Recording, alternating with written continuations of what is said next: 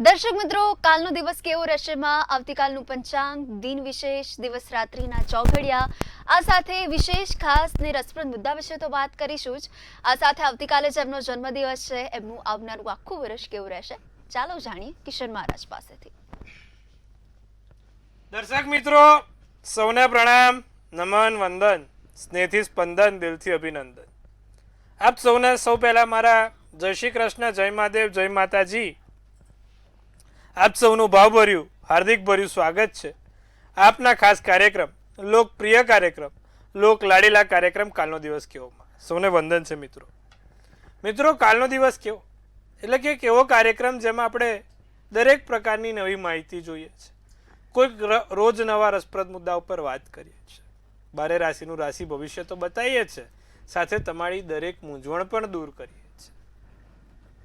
તો અમને પણ કોઈ મૂંઝવણ હોય તો ફોન નીચે નંબર લખાઈને આવે છે, ફોન કોલ કરી દો, ત્વરિત જવાબ મળશે, સચોટ જવાબ મળશે, સાથે શાસ્ત્રોક્ત ઉપાય સાથે શું કરી શકાય તેની પણ માહિતી મળશે. અને બીજું કે હવે જેનો જન્મદિવસ આવતીકાલે છે, આવનારું વર્ષ કેવું રહેશે તેની પણ આપણે માહિતી આપીશું. તો આ બધી ચર્ચા સાથે શરૂઆત કરવાની છે કાલનો દિવસ કેવો નહીં. જી બેન. જી મારા, તો એ કાર્યક્રમની શરૂઆત આવતીકાલના પંચાંગથી જ કરીએ. પંચાંગમાં પ્રભુ તારીખ 13/3/2026 ને વાર શુક્રવાર આવતીકાલે, તિથિ વિક્રમ સંવત 2082, કાલે ફાગણ વદ દસમ રહેશે, ચંદ્ર ધન રાશિમાં છે, પૂર્વ આષાઢા નક્ષત્ર છે અને વ્યતિપાત યોગ છે. જે કરણ છે તે વણિજ નામનું કરણ છે, પંચક કે વિછોડો છે નહીં. સૂર્ય કુંભ રાશિમાં છે, ચંદ્ર ધન રાશિ, 6:50 કલાકનો સૂર્યોદય, સૂર્યાસ્ત સાંજે 6:47 કલાકનો છે. 3:36 નો ચંદ્રોદય, 1:27 નો ચંદ્રાસ્ત છે. અભિજીત મુહૂર્ત 12:25 થી 1:14 છે. સારામાં સારો જે સમય કહેવાય તે અભિજીત મુહૂર્ત કહેવાય. મીનારક નજીક છે, 15 તારીખે પૂર્ણ મીનારક એટલે શરૂઆત થશે. કુંભ રાશિમાંથી સૂર્ય મીન રાશિમાં પ્રવેશશે અને માટે મીનારકની શરૂઆત થાય, એટલે 16મીથી મીનારક ચાલુ. એટલા માટે થઈને હવે આ 2-3 દિવસમાં નાના મોટા કોઈ કામ કરવા હોય તો કરી લેજો. રાહુકાળ સવારે 11:20 થી 12:50 નો રહેશે. રાહુકાળમાં લાંબી મુસાફરી, નવા કામ ચોક્કસથી ના કરતા, હેરાનગતિ થઈ શકે છે, માટે ખાસ ધ્યાન રાખવું. એકંદરે દિવસ સારો છે, નાના મોટા કામ કરવા છે તો થઈ શકશે. જી બેન. જી મારા, તો હવે આવતીકાલના દિન વિશેષ વિશે પણ જણાવો. દિન વિશેષમાં ભાઈ કાલે શુક્રવાર છે, દસમ છે, માં લક્ષ્મીજીનો દિવસ છે. લક્ષ્મીજીને ગુલાબનું અત્તર, કમળનું ફૂલ અને ચપટી લાલ કંકુવાળું ગુલાબ ચડાવવાથી તમારા ઘરમાં ધન ધાન્યના યોગ પ્રબળ થાય છે. શુક્રવારના દિવસે શ્રી મહાલક્ષ્મી અષ્ટકમ સ્તોત્રમનો પાઠ અને લાલ વસ્તુનું દાન કરવાથી પણ તમારો શુક્ર પ્રબળ થાય છે. તો આટલું ખાસ કરીશું, અવશ્ય કરીશું. આટલું કરવાથી લાભ જોવાશે. જી બેન.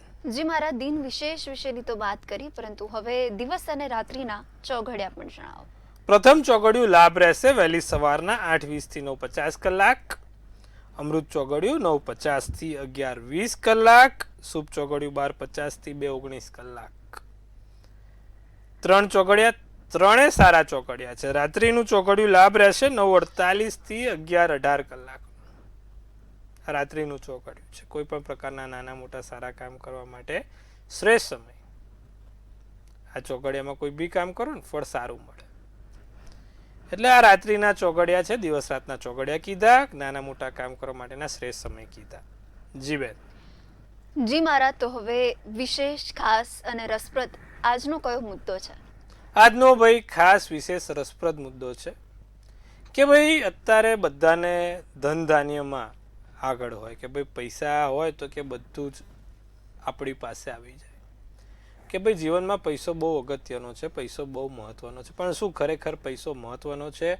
અને પૈસો કઈ રીતે, કેવી રીતે આવે? અમુક લોકોને બિચારા દિવસ રાત મજૂરી કરે છે પણ પૈસો દેખાતો નથી, અને અમુક લોકો બેઠા બેઠા પૈસો કમાય છે.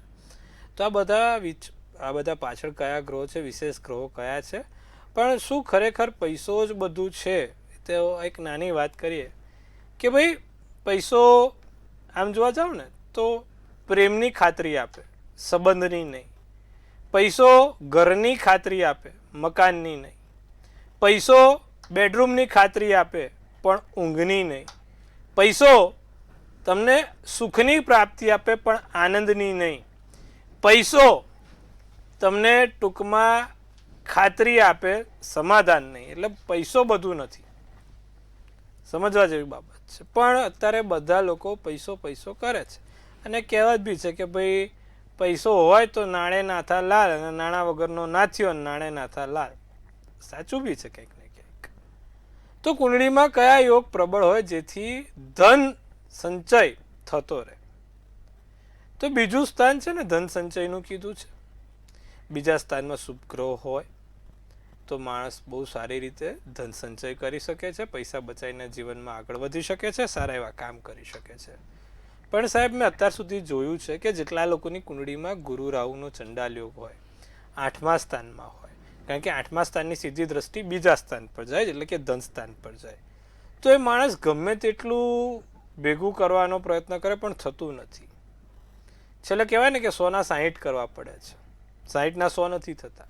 જોતા હશો બીજા સ્થાનમાં ગુરુ રાહુ હોય, ચોથા સ્થાનમાં ગુરુ રાહુ હોય કે પછી 9મા સ્થાનમાં ગુરુ રાહુ હોય તો માણસ કહેવાય ને કે 100ના 60 કરે છે, 60ના 100 ક્યારેય નથી કરી શકતો. એમાં એનો પણ વાંક નથી હોતો, પણ એ જે તે જગ્યાએ કામ કરવા માંગે છે, જે તે જગ્યાએ પ્રયાસમાં સફળતા મેળવવા માંગે છે, તો કોઈક રીતે એને પ્રયાસોમાં સફળતા નથી મળતી. પાર્ટનરો જોડે દગો થયેલો હોય છે, ખાસ વ્યક્તિઓ દગો કરે છે, કાં તો ધંધામાં નિષ્ફળતા જાય છે, પૈસા હલવાઈ જાય છે. તો આવી બધી ઘટના બને છે જ્યારે બીજા સ્થાનમાં, 8મા સ્થાનમાં, ચોથા સ્થાનમાં કે 9મા સ્થાન ગુરુ રાહુનો ચંડાલ યોગ હોય. એ પૈસા બચવા જ ના દે, ગમે તેમ કરીને જય શ્રી કૃષ્ણ કરાવી દે. આવા સમયમાં શું કરવાથી માણસને ધન સંચય થતો રહે, ધન લાભ મળતા રહે અને પૈસાની રોજિંદી કહેવાય ને કે ભાઈ એક વસ્તુ એમને ચાલતી રહે? તો જે વ્યક્તિના ઘરમાં ઉમરાનું પૂજન થાય ત્યાં એ ઘરમાં કોઈ દિવસ અલક્ષ્મી ના થાય, ટૂંકમાં કે ભાઈ ખોટો વળફાટ ના થાય. ઉમરાનું પૂજન એટલા માટે જ આપણા શાસ્ત્રોમાં બહુ મહત્વનું કીધું છે. હાલના જમાનામાં ઉમરાનું પૂજન કોઈ બહુ ઓછા ભાગે કરે છે. અમદાવાદમાં તો રિવાજ જતો જ રહ્યો છે, સૌરાષ્ટ્રમાં હજી ચાલે છે કોઈક જગ્યાએ, ઘણી ખરી જગ્યાએ. માટે ઉમરાનું પૂજન કરવાથી ઘરની લક્ષ્મી તો સારી રહે છે જ, પણ ખોટા ખર્ચાને વેડફાટ થતો નથી. એ ગુરુ રાહુના ચંડાલ યોગને કંટ્રોલમાં રાખે છે. બીજું, જે ઘરમાં કપૂરની ધૂપ, ગુગળની ધૂપ રોજિંદી થાય એ ઘરમાં પણ ધન સંચય થયા કરે. અને જે ઘરમાં રોજ નિત્યક્રમ પ્રમાણે શ્રી મહાલક્ષ્મી અષ્ટકમ સ્તોત્રમનો પાઠ વંચાતો હોય એ ઘરમાં પણ લક્ષ્મી રહ્યા કરે છે. તો મિત્રો, આ વસ્તુ જે છે તે તમારું ધન સંચય કરશે. તમારા જે કુંડળીમાં જે આ યોગ છે તે યોગને કંટ્રોલ કરશે.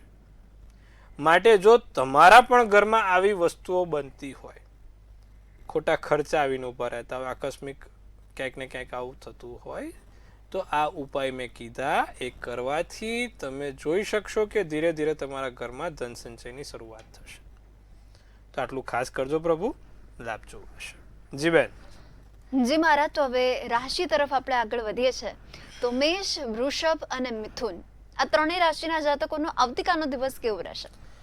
સૌપ્રથમ વાત કરીએ મેષ રાશિની. તો જમીન મકાનથી લોકોને સારા એવા લાભ છે. મંગળ સારો બને છે અત્યારે, તો જમીન મકાનથી સારું થાય. કાર્યમાં વિલંબ દેખાય છે, કોઈ કામ લાગે કે છેક સુધી આવ્યું પણ અટકી જશે.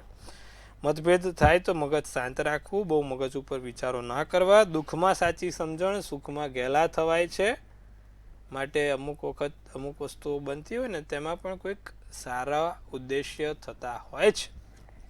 આસમાની શુભ કલર શુભાંક 1 રહેશે. વૃષભ રાશિને કોઈ ગભરાવું નહીં, ખોટો ઉચ્ચાટ, ખોટી ચિંતા મન ઉપર રાખવી નહીં. મોટી પ્રાપ્તિ તરફ, સારા એવા કામ તરફ આગળ વધી શકશો.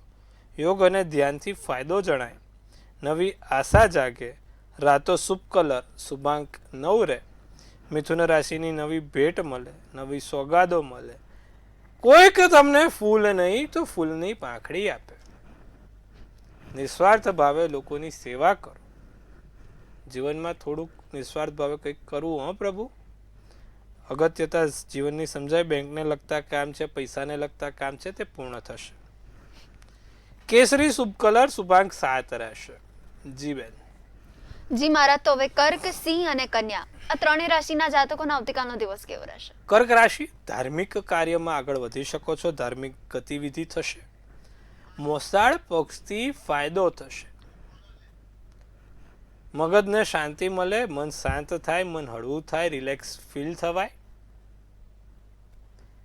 વેપારમાં કોઈની જોડે મતભેદ કે ઝઘડો ના થાય, ઉચ્ચાટ ના થાય, તેનું કર્ક રાશિવાળા આવતીકાલે ખાસ ધ્યાન રાખે. ભૂખરો શુભ કલર શુભાંક 4 રહેશે. સિંહ રાશિને પરિવારના લોકોથી ફાયદો જણાય છે. તમને પરિવારનો સપોર્ટ મળે. પારિવારિક સુસંગતતાના કારણે તમે સારા એવા કામ કરી શકશો. તમારા માટે માનસિક શાંતિ બહુ જરૂરી છે. મનને શાંત રાખાશે, મનને શાંતિ મળશે. પણ કાલે કારણ વગર થાક લાગે, કશું કર્યું નથી તો પણ સુસ્તી જેવું લાગે. અને ખોટી ચિંતા છોડી દેજો હો પ્રભુ. બધું ટનાટન જ છે, સારું જ છે અને સરસ જ છે. લાલ શુભ કલર શુભાંક 9 રહેશે. કન્યા રાશિ, પગના દુખાવાની સમસ્યા મૂંઝવણમાં લાવે. કારણ વગર પગ દુખે, ઢીંચણ દુખે, હાડકાની દુખાવાની સમસ્યા રહેશે. સંકેત નવા મળશે, નવા કામ થશે. આજ્ઞાચક્ર તમારું ખુલશે અને અમુક કહેવાય ને કે ઇન્ટ્યુશન પાવર, અમુક વસ્તુઓ ઓટોમેટિક અંદર આવે. સામાજિક કાર્યો થાય. રાતો શુભ કલર શુભાંક 2 રહેશે. જી બેન. જી મહારાજ, તો હવે પોતાની સમસ્યાની સાથે આપણી સાથે કોલર મિત્ર જોડાઈ ગયા છે, એમની સાથે પણ આપણે વાત કરીએ. હેલો. હેલો. જી, આપની જન્મ તારીખ? 23/10/2002. મારા બાબાના વિશે પૂછ્યું છે. અમદાવાદનો જન્મ છે. જી. એના લગ્નના યોગ ક્યારે છે? અને રાતે 11 વિશે. જન્મ સ્થળ? અમદાવાદ. ઓકે. હવે જે પ્રમાણે છોકરાની કુંડળી બને છે, 7મા સ્થાનમાં શનિ છે. બુધ મંગળ તમે જોવા તો કર્મના સ્થાનમાં છે. શનિ સપ્તમ ભાવમાં હોવાથી ધીમી ગતિનો ચાલતો ગ્રહ તમારા છોકરાના લગ્ન પણ થોડા ધીમા ધીમા આરામથી કરાવશે. 2-1 વર્ષની રાહ જોઈ લો. 2 વર્ષ પછી અને લગ્નના યોગ બહુ સારી રીતે પ્રબળ થવાના છે. એના સારા કામ થવાના છે. તો 2 વર્ષ પછી, 2 વર્ષની અંદર એને સારા એવા યોગ છે. ત્યાં સુધી શનિના મંત્ર જાપ કરે. ઓમ પ્રાંગ પ્રીંગ પ્રોંગ સ શનેશ્વરાય નમઃ. ઓમ પ્રાંગ પ્રીંગ પ્રોંગ સ શનેશ્વરાય નમઃના મંત્રના જાપ કરવાથી એને સારો એવો લાભ થશે. શનિનું એક પેન્ડલ આવે, એમેથિસ રત્ન જે કહેવાય, તે ધારણ કરશે તો પણ એનાથી લાભ થશે. આટલું કરાવો, લાભ જોવાશે. જી બેન. જી મહારાજ, તો વધુ એક દર્શક મિત્ર જોડાઈ ગયા છે, એમની સાથે પણ આપણે વાત કરીએ. હેલો. હેલો. 26/5/90. જી જી. 26/5/90, 5:55 સવારનો જન્મ ને સુરતથી બોલું છું. જી, પ્રશ્ન શું છે? મારા છોકરાની છે ને જોબ એકાઉન્ટમાં કરતો, કોઈ કંપનીમાં જોબ કરવા અત્યારે જ ગયો છે અને એનું ભવિષ્ય કેવું રહેશે? મિથુનનો ચંદ્ર, વૃષભનું લગ્ન, મૃગશીર્ષ નક્ષત્ર, શનિવારનો દિવસ છે. છોકરાની કુંડળીમાં શનિ મકર રાશિનો સ્વગૃહી થઈને બેઠો છે, એટલે વાંધો આવે એવો નથી. ચિંતા ના કરશો. આગળ જતા એનું ભવિષ્ય સારું છે. ગુરુચંદ્રનો ગજ કેસરી યોગ પણ દ્વિતીય સ્થાનમાં મિથુન રાશિનો બને છે. રોજે નિત્યક્રમ પ્રમાણે એને ઓમ નમો ભગવતે વાસુદેવાયની એક માળા કરવાનું કહેજો. એનાથી એને ઘણો લાભ જોવાશે. તો આટલું ખાસ કરાવજો, લાભ જોવાશે. આપણે અન્ય દર્શક મિત્રને પણ જોડીશું. જી મહારાજ. હેલો, હેલો હેલો જી આપની જન્મ તારીખ? જય શ્રી કૃષ્ણ. જય જય શ્રી શ્રી કૃષ્ણ.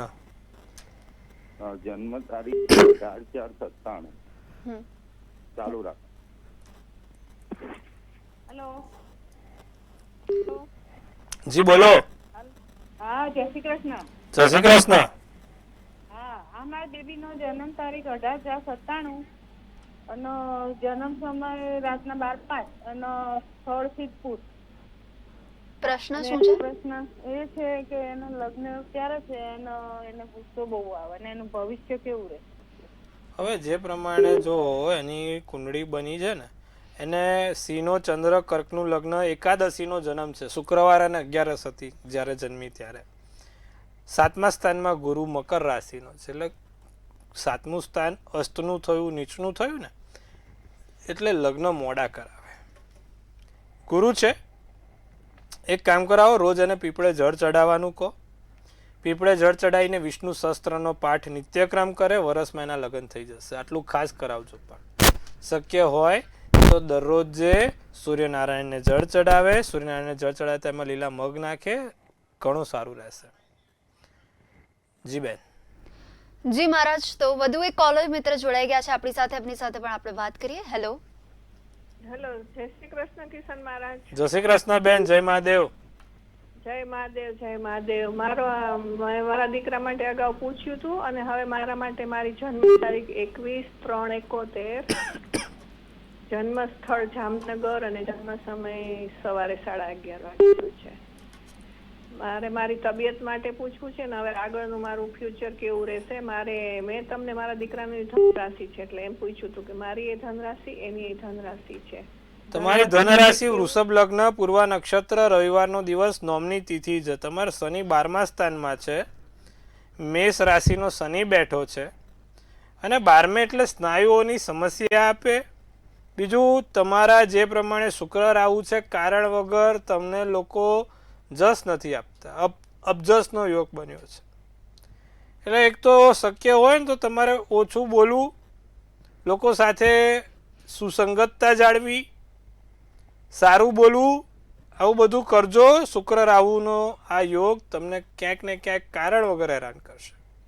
શું કરવાથી લાભ થાય? દરરોજે કોઈ પણ પ્રકારની એક મીઠાઈની વસ્તુ કોઈ પણ વ્યક્તિને, નિર્ધન વ્યક્તિને આપવાથી લાભ થાય. બરફી, પેંડા કે કંઈ પણ કોઈ પણ મીઠી વસ્તુ કોઈ પણ વ્યક્તિને આપજો, રોજ લાભ થશે. જી બેન. જી મહારાજ, તો હવે રાશિ તરફ આપણે આગળ વધીએ છીએ. તુલા, વૃશ્ચિક અને ધન, આ ત્રણેય રાશિના જાતકોનો આવતીકાલનો દિવસ કેવો રહેશે? ચહેરા પર સ્મિત રહે એવો દિવસ છે તુલા રાશિ માટે. આખો દિવસ ચહેરો મલકાતો રહેશે, હસતો રહેશે અને નાના મોટા કામ થતા રહેશે. ભક્તિના માર્ગમાં દિવસ પસાર થશે. અન્યની ટીકા કરશો નહીં. ભેટ સોગાદ મળશે. રાતો શુભ કલર, શુભાંક 9 રહેશે. વૃશ્ચિક રાશિને દિવસ સારો, આનંદમય જાય. અતિથિ આવવાના યોગ છે. ઘરે કોઈ મહેમાન આવી શકે છે. લોકોની ઈર્ષ્યા દૂર થાય તેવું કરજો. વેપારીમાં સંબંધમાં વધારો થશે અને કેસરી શુભ કલર, શુભાંક 7 રહેશે. ધનરાશિને મોટી યોજના બને. ભવિષ્યલક્ષી કોઈ સારા કામ થાય. મગજ તણાવમાં રહ્યા કરે, મનને શાંતિ નથી મળતી. ત્રીજી વ્યક્તિના કારણે મતભેદ ના થાય તેનું ધ્યાન રાખીશું. ઓચિંતી કોઈ ખરીદી થાય, ઓચિંતા નાના મોટા કોઈક લાભ થતા રહેશે. જાંબલી શુભ કલર, શુભાંક 4 રહેશે. જી બેન. જી મહારાજ, તો હવે મકર, કુંભ અને મીન, આ ત્રણેય રાશિના જાતકોનો આવતીકાલનો દિવસ કેવો?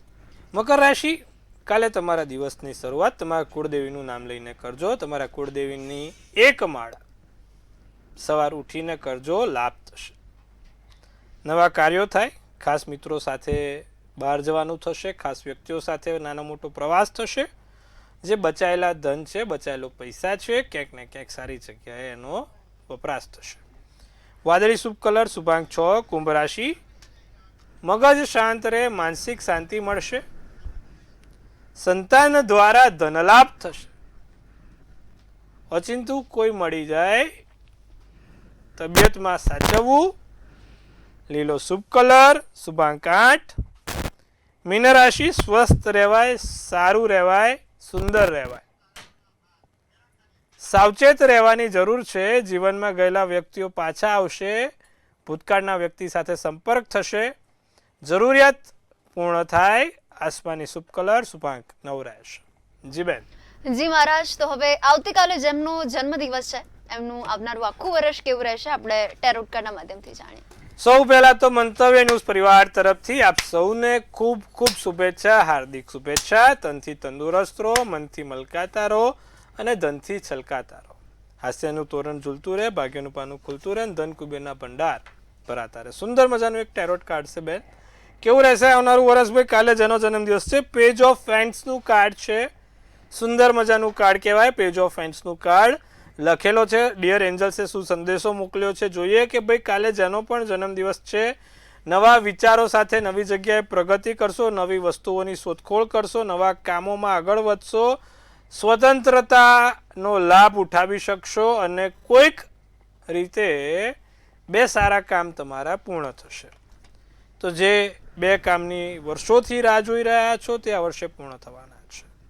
શું કરવાથી સોનામાં સુગંધ પડે? જેનો પણ કાલે જન્મદિવસ છે તે ભગવાનમાં લક્ષ્મીનો ફોટો એમના પર્સમાં રાખે. જે કમળ ઉપર બેઠેલા છે તેવા પદ્મશ્રીનો ફોટો તમારા પર્સમાં રાખવાથી અથવા તો તમારે જે જગ્યાએ કામ કરો છો ત્યાં રાખવાથી આખું વર્ષ તમારું સારું જશે. આટલું કરજો, ચોક્કસથી લાભ થશે. જી બેન.